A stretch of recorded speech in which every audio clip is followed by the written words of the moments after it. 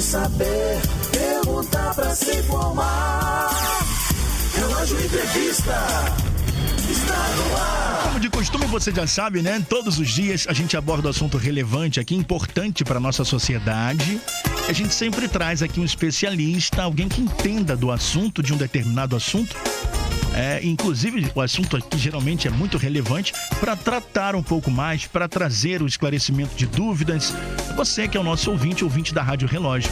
E nesse domingo, a Orla de Copacabana será palco de um evento importantíssimo para conscientização e prevenção de uma das doenças que mais afetam os brasileiros, o câncer de intestino. E em meio à campanha nacional Março Azul, de prevenção e conscientização dessa doença, eu vou conversar agora com a renomada especialista em coloproctologia, doutora Lúcia de Oliveira, que está aqui com a gente. Eu já começo assim, dando bom dia para a doutora Lúcia. Doutora Lúcia, bom dia. Bom dia para todos. Bem-vinda. Obrigada pela oportunidade. Nada, querida, bem-vinda aqui à programação da Rádio Relógio. Eu tenho certeza que esse será um bate-papo muito proveitoso para tirar todas as dúvidas dos nossos ouvintes que estão vindo aqui o Manhã Melhor. E para começar, doutora, eu já gostaria que a senhora dissesse para a gente quais os fatores de risco do câncer de intestino. Olha, isso é uma pergunta muito importante, porque os fatores de risco são já muito conhecidos.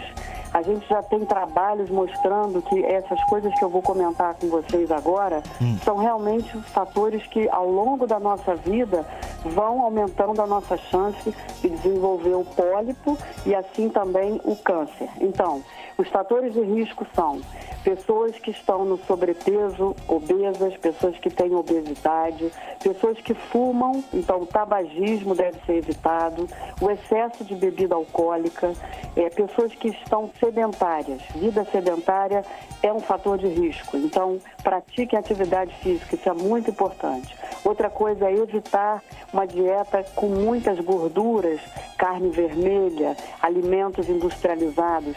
Nós devemos dar preferência aos alimentos mais naturais, saladas, frutas, verduras, alimentos que sejam ricos em fibras. Então, alimentação rica em fibra é uma coisa muito importante para prevenir o câncer. Um outro fator de risco importante é a pessoa que teve uma história familiar. Um parente de primeiro grau, pai, mãe, ou segundo grau, irmão, avós. Então, se você teve uma história familiar de câncer, você deve procurar um especialista para começar a fazer o rastreamento. Doutora, e quais os sintomas desse tipo de câncer? Esse é um câncer que, quando o pólipo ainda é uma lesão precursora, pequena, ele dá poucos sintomas. Então, por isso que a gente preconiza que as pessoas façam o que a gente chama de rastreamento, que é você começar a fazer exames preventivos para você detectar a lesão numa fase precoce. O tumor, quando ele já está desenvolvido, ele dá sangramento misturado com as fezes, ele pode dar anemia por conta desse sangramento crônico. O sangramento, inicialmente, ele é invisível, ele é misturado assim nas fezes e a gente às vezes não percebe, mas ele vai causando anemia, né? Então, a anemia é uma coisa importante para a gente pesquisar se existe por trás dessa anemia alguma lesão do intestino. Cansaço, fraqueza, mal-estar, dor abdominal e uma coisa muito importante, gente, a mudança do ritmo intestinal. Então, aquela pessoa que sempre teve o intestino funcionando muito bem e daqui a pouco ela começa a ter episódios de prisão de ventre ou de diarreia. Então, essa mudança do ritmo do intestino deve ser pesquisada, porque pode ter por trás alguma patologia do intestino e, entre elas, o câncer do intestino. É uma doença silenciosa, né, doutora? Sim, quando a gente está ainda nessa fase onde o pólipo, né, já cresceu, mas é uma lesão pequena, ele dá poucos sintomas, né? Então, quando você faz o exame, a colonoscopia, que é o exame mais importante, você encontra o pólipo, retira e faz com isso a prevenção. Você evita que esse pólipo se desenvolva e se transforme no câncer. Nessa fase onde ainda há apenas o pólipo, às vezes a pessoa não tem sintoma nenhum. Pode acontecer um quadro assim de flatulência, a pessoa sentir que o abdômen está um pouco distendido, a pessoa passa a ter diarreia com mais frequência, mas geralmente é uma fase onde tem poucos sintomas. Entendi, doutora. E, doutora, existem exames específicos? Quais seriam eles os mais importantes para detectar logo essa doença? Então, hoje a gente está discutindo bastante esse aspecto do rastreamento, né? Que é você fazer exames numa população que a princípio está assintomática, que você poderia, nessas pessoas que ainda estão assintomáticas, descobrir alguma alteração que indique a realização de um exame um pouco mais invasivo. Então, esses exames de rastreamento a gente faz geralmente com pesquisa de hemoglobina humana nas fezes, é um exame de fezes. Então a gente aplica isso na população de uma maneira geral e quando existe o resultado positivo, ou seja, quando o paciente tem a hemoglobina positiva nas fezes, aí esse paciente vai ser encaminhado para um exame mais invasivo, que no caso seria a colonoscopia, onde você vai ver todo o intestino da pessoa por dentro e vai ter a oportunidade de encontrar esses pólipos. Quando a gente encontra, como eu já comentei, a gente vai lá no mesmo momento e tira o pólipo. Então esse exame, esse pólipo vai para exame, né, vai para patologia e a gente tem o resultado se ele é um adenoma ou não. Se ele for um adenoma, que é realmente a lesão precursora do câncer do intestino, a gente já sabe que está feita a prevenção. Aquele paciente ele não terá o câncer porque ele foi submetido à retirada da lesão precursora. Então hoje os exames de rastreamento, o mais importante é a pesquisa da hemoglobina humana nas fezes. É um exame de fezes que não precisa de dieta e é uma coleta só. Agora, quando a gente tem algum paciente com sintomas, ou ele tem mais de 45 anos, tem uma história familiar, muitas vezes, quando a gente faz a entrevista com o paciente, a gente consegue entender o risco que esse paciente tem. E através dessa avaliação do risco é que a gente vai encaminhar o paciente, por exemplo, para fazer uma colonoscopia. Olha, quanto é importante, né? A prevenção é importante. Agora, doutora, uma outra pergunta assim. Existe uma idade específica para iniciarmos esse rastreamento?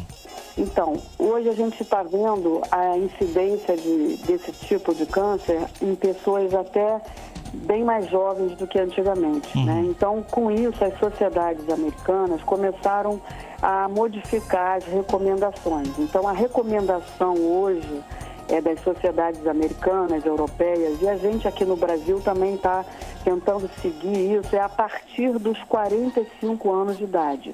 Então, a partir dos 45 anos de idade, a pessoa deve botar na lista de que precisa ir começar a fazer uma avaliação. Essa avaliação é feita com um médico especialista. Então, esse médico vai conversar, vai ver os fatores de risco, vai saber se a pessoa tem algum sintoma, se teve algum parente que teve a doença, se a pessoa fuma, se a pessoa está no sobrepeso. Então, com isso, esse médico vai indicar para essa pessoa que exame ela deve fazer. Muitas vezes, basta fazer a pesquisa da hemoglobina humana nas fezes. E a gente reserva a colonoscopia quando existe uma indicação mais forte, ou por um sintoma, ou por uma história familiar, ou por um fator de risco importante. É muito importante passar para vocês, gente, que o câncer do intestino é um dos tumores de mais fácil prevenção. Por quê? Porque a gente sabe os fatores de risco, porque a gente tem um exame que permite a avaliação de todo o órgão e a gente consegue, muitas vezes, retirar a lesão precursora antes que ela tenha virado um câncer. Então, por isso, a prevenção é fácil. O que a gente precisa é passar essa mensagem adiante. Doutora, perfeito. Bom, então, como a gente já pode imaginar que a melhor forma de prevenir o câncer de intestino é mantendo uma atividade física, uma boa alimentação, né, um bom descanso. Exatamente. Doutor. Não fumar, beber com moderação, não deixar de praticar atividade física e caprichar nos alimentos. Pode comer um churrasquinho de vez em quando, mas não todo dia.